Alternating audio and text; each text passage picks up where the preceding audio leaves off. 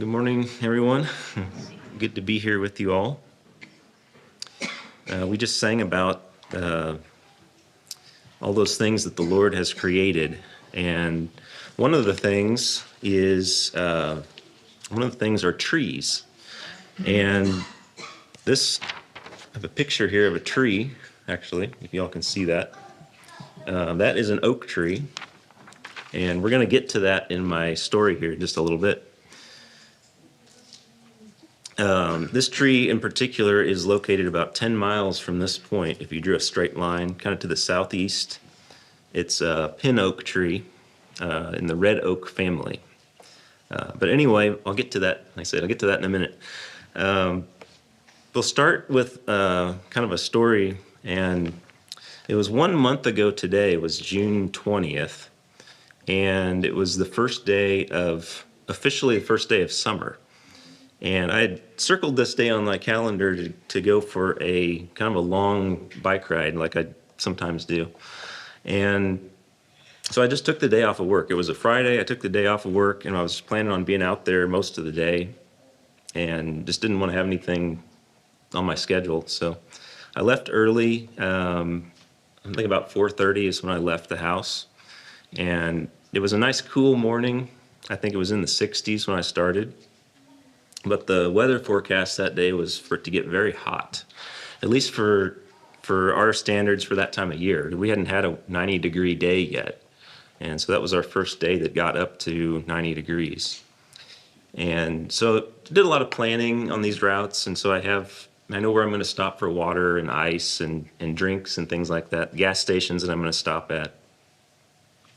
And about middle of the day, it was around noon, and things were starting to get pretty warm, pretty hot on my way back. And I was making my way back towards the house, and I was probably less than 10 miles to go. And I kind of crested this little hill, and I felt just a little bit off, kind of a little bit faint in my head, And sometimes the heat exhaustion can kind of sneak up on you. And so I started looking for a place to cool off. So like when your car overheats, that's what you want to do, is turn off the engine and find a place to take a break. And so when I came over this hill, I started looking for a spot, and I saw this tree, and you can see this little dark spot right underneath there. And that was a nice little shady spot to take a rest. And so I was pretty happy to pull over right there and just sit in the shade. And there was a strong wind. There was actually a lot of breeze kind of blowing this way. And so I could just sit there and enjoy the breeze and cool off and sip on my ice water and just kind of take a break for a minute. And it made me think about Jonah there in Jonah 4, where the Lord appointed that plant that grew up over him and provided him with shade. And it said that he was extremely happy about that plant. And that's kind of the feeling that I had just sitting there. I was just really thankful for that tree. And, I was thinking of just reflecting on the day and on the situation there. And I started looking at that tree and just thinking about how thankful I was that it was there, that it had lived as long as it had. It was a pretty good-sized tree. And just that the Lord had provided it and had preserved it. And just was kind of moved, thinking about that as an example of God's grace given to us. It's freely given, undeserved. But there's a few things that are kind of unusual about it. This is a state highway that runs along the tree there. And for whatever reason, the state had not condemned the tree until, gotten rid of it or whatever. It had been preserved, even though it's growing out over the highway. I estimated that it's probably maybe about 30 inches in diameter at chest height, which would mean it's about 92 years old, approximately.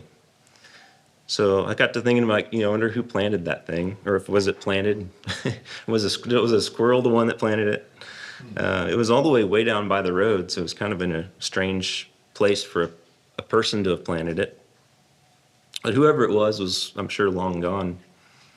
And then thinking about how many storms and how many lightning strikes were nearby over the last 92 years, that tree had been preserved all that time. There's power lines on two sides of it. You can see kind of the power line pole on one side there. And a lot of times the utility companies, they like to cut those things down if they're too close to the power lines. I'd been past that location lots of times and just never really noticed it or never paid any attention to that. But at that point in time, it was it was like grace to help in time of need, you could say. And just thinking there, thinking about it later.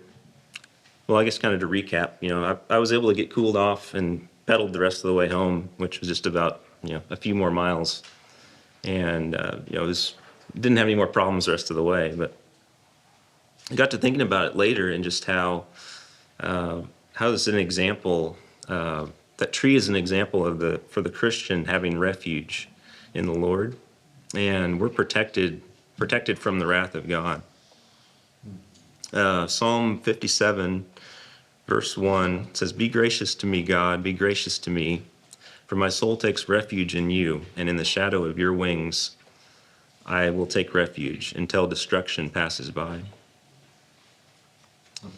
And then also in Psalm 121, verses 5 and 6, it says, "The Lord is your protector, the Lord is your shade on your right hand, the sun will not beat down on you by day, nor the moon by night."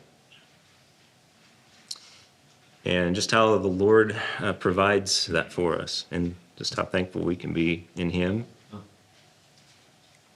And the only other thought I had was, how the Lord had protected and kept that tree there, and just how different people in our lives have been preserved. And I'm really thankful for my wife, for Clint here, for our pastor. For different ones that we've sat under preaching. Think of all the years that I was blessed to sit under Bob Jennings preaching, and just different people in our lives. I'm thankful for that. But anyway, just a few thoughts there. Hopefully encouraging. Thank you.